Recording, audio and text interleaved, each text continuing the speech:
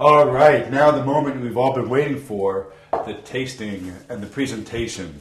Our soup is now super chilled, ice cold out of the ice box. I've got a ladle here. And what I'm going to do today, I'm using this glass bowl that I have. It's actually, can be used for ice cream, and it may look nice on the table too as a specialty kind of bowl to have your soup instead of the regular soup bowl. But you're certainly welcome to use any soup bowl you have. Will work and work just as fine. But it's because it's glass, you're going to be able to see the gorgeous colors through the side of the glass. Isn't that beautiful?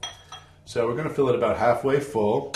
And then I'm using sour cream as a little dollop. If you don't want dairy or whatever, you can use guacamole, or you can skip it completely. Again, this is just garnish on there.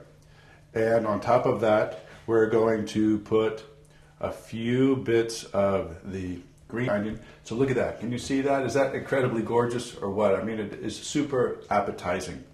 So let me just recap a little bit of what we have here today in our Spanish gazpacho. That any leftovers will go in a plastic, ceramic, or glass bowl. No metal when you're storing any of this food with tomatoes because it can react. And I think you've got it covered there. So I want to thank you for watching Gazpacho on expertvillage.com. It's been my pleasure. I'm Shmuel.